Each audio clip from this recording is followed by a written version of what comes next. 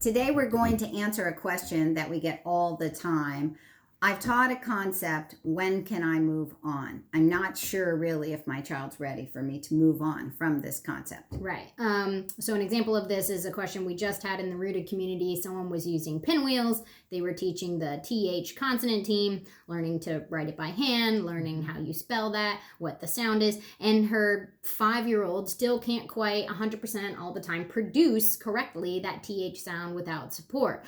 So there's some misarticulation going on there, but they had completed that entire unit, done lots of practice, and she was like, can I move on if she still can't even really actually say the TH sound? Right. We work with a lot of struggling learners, so there are certain key things that they're going to struggle with, and it's going to show up in various concepts. I worked with a student, started when he was around in 3rd grade. He had difficulty discriminating the short I from the short E. I wasn't going to sit on that. He was still having trouble with that concept, even into high school. And, I couldn't wait for him to get all his short vowels before we moved on. There was a lot more work to do in the field of literacy. There's a lot of work to do. Right. So how much mastery is needed before you move on? That's kind of the gist of the question. What's important to always remember, no matter the concept, is that your teaching and your practice must be slow. It must be explicit. You must have practiced and applied it in a very multisensory way. Lots of different modes going on in your practice, so that we're not assuming that a child knows something just from passive exposure. We have actually given them time to work it and apply it in the process. Okay. Right. And when we talk about multisensory, we're really talking about in the language domain. Like It really needs to be that they're saying it, they're writing it, they're reading it. They're hearing and it. And they're hearing it, right? And when they say it out loud, they get lots of feedback. They've actually produced the sound. Right. They hear the sound. Or Everything's the spelling happening. rule, whatever right. it is you're talking And about. then they're writing it. And so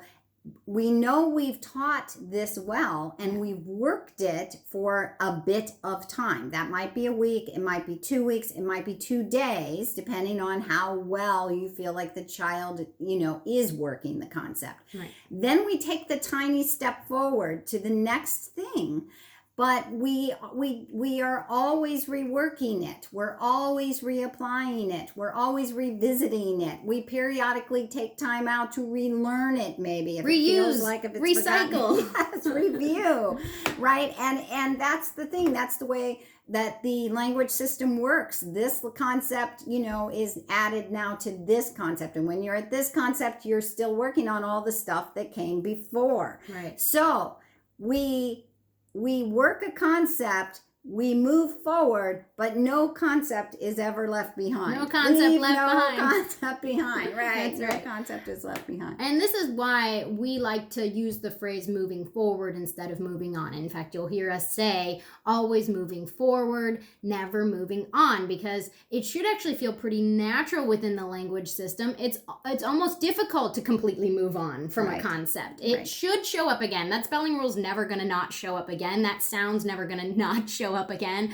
right? And take that opportunity to do more explicit practice if you know it's a sticky area. Right. So no matter what you do in Rooted in Language, no matter what you're working with, whether you have annotating literary elements and you've talked about a certain literary element, or whether you're doing phonics and spelling and you just talked about soft C, whatever it is, you work that concept, you do it in a way that's very explicit, you move forward, you recapture that concept again as you move forward. Exactly.